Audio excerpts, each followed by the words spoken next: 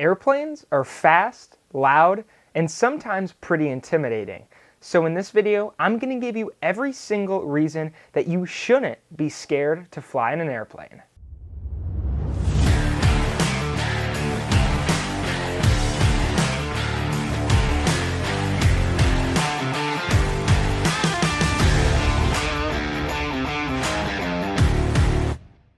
Hello everybody and welcome back to another video. If you are a new viewer, then welcome to this channel. My name is Luke, I'm a 17-year-old private pilot, and on this channel I document my journey from student to professional pilot while sharing my aviation experiences with you. Being scared to fly is super common amongst many people in the world, so that is why I felt the need to make this video to shed some light on the situation and tell you, coming from a pilot, why you shouldn't be scared to fly. So diving right into it, let's first talk about why most people are so scared about flying. Prior to this video, I read many forums and different sources all over the internet to see why people were scared of flying. Oftentimes, I found that they felt trapped inside of an airplane at 30,000 feet in the sky, and that if something were to happen, that they couldn't escape or that they basically were done. Now, while I'm no psychologist and I can't help you with how to overcome the fear of actually getting in the airplane, I can give you a few tips that hopefully will encourage you to tackle your fear and to maybe try and prevent it from happening in the future. I want to first give you the math behind flying. What are the statistics of aviation safety? First of all, you could search this up on Google, you've probably already heard it. Flying is without a doubt the safest mode of transportation in the world. I have a few statistics here for you, and according to the National Safety Council, the odds of dying in a car crash in your lifetime are 1 in 107. Those are pretty good odds that may happen to you. The same source also said that there wasn't enough data collected for them to give you a likelihood of dying in a plane crash.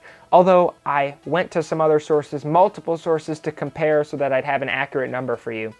And the number that I found to be most accurate is the chances of you dying in a plane crash in your lifetime are 1 in 9,821. So you can clearly see that is a humongous difference. Statistically speaking, aviation is clearly the winner in that category. So if it's that cut and dry, why are people so scared to fly? Again, through reading forums and talking to people I know who are scared about flying on an airplane, it comes down, in my opinion, to lack of knowledge. A lot of people don't really know what happens inside of the cockpit leading up to the flight, who's flying the airplane, and that causes a lot of stress and anxiety for them. So since I'm a pilot and I do know a little bit about how the aviation industry works, I'm here and I'm going to tell you the things that you should be certain about that should hopefully make you a lot more confident to get in an airplane. First is the pilots. In the United States of America, we are so fortunate to live here and to fly on the airlines that are here because without a doubt, we have the best pilots in the world. America's training and regulations are so high that very select people can become pilots. And that's not to say anything to discourage those who are wanting to become a pilot. It's not an easy thing to achieve. The first part is that you have to be medically fit. We have specific doctors in America called an AME, and their job is to assess our physical well-being and make sure that we are fit to fly. That happens every 12 months or every 6 months, depending on your age, when you are an airline pilot. So if you're flying on an airplane, those guys are checked out, they are healthy, and they're certified by a FAA certified doctor to be a pilot and to be operating your flight. Along with the medical qualifications, the aeronautical experience, certificates, and ratings required is so extensive that pilots spend 6 figures very regularly on becoming a pilot. You need 1,500 hours, 1,500 hours in an airplane to even be a co-pilot at an airline. The captains oftentimes have 3,000 and upward, all those United and Delta captains, the older guys, they have upwards of 40,000 hours in the air. So they have so much experience, they've probably flown more than you've done your job in your lifetime. If you're a non-pilot and you're watching this video just because you want to get over that fear of flying, then this is what's required aeronautically and by the FAA regarding licenses and certifications to be an airline pilot. You must have, well, I'll take you through the timeline. You have to achieve your private pilot certificate. Then you have to achieve what's called an instrument rating, which allows you to fly into bad weather. Then you have to achieve a commercial pilot certificate. Then a multi-engine rating. Then what's called an ATP, an airline transport pilot license. And that's basically what you can get at 1,500 hours that allows you to become an airline pilot.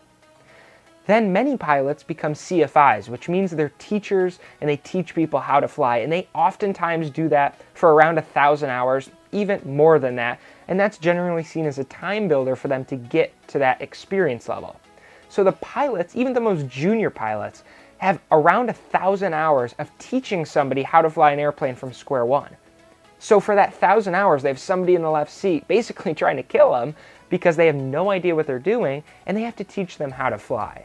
So all in all, the pilots in the cockpit of your aircraft are extremely well equipped and knowledgeable, and totally 100% you should be confident in them to conduct your flight safely. The next thing that may discourage people from flying is the turbulence. What happens when it's bumpy? Well, there has never been a crash on an airliner because of turbulence. It's never happened, that's a fact.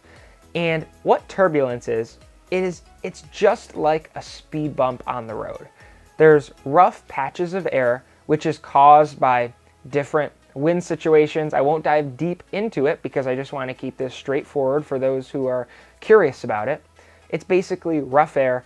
It cannot harm the aircraft in the conditions that airlines fly. There's extreme turbulence. If an aircraft were to fly into extreme turbulence, then that aircraft would have to have an inspection done to it to make sure that the structural integrity is still up to par. We classify turbulence into different categories, and oftentimes when you're flying on an airliner and you get a little bumped around, maybe you come out of your seat a little bit and the seatbelt catches you, which is pretty good turbulence, but that's only occasional moderate turbulence. What you're flying in is called light to occasional moderate turbulence. And that's basically like if you were driving on a gravel road, everything's completely fine, but it's just a little bit of a rough ride. It doesn't affect the airplane at all, and pilots are actually trained to pull the power back in turbulence to not overstress the airplane. So I know that was a lot of information for somebody who may not be a pilot and may just have wanted to know a little bit more about flying so that they feel more comfortable in an airplane in the future, but I really hope that this video did help you just feel better about flying. If it did, let me know down below, and if you ever were scared to fly or scared in an airplane, then let me know your experiences down below because I'd love to hear from you, and I always respond to every comment. So until next week, I want you to stay current, stay proficient, and keep the blue side up. Keep flying safe, everybody, and we will see you in the next video.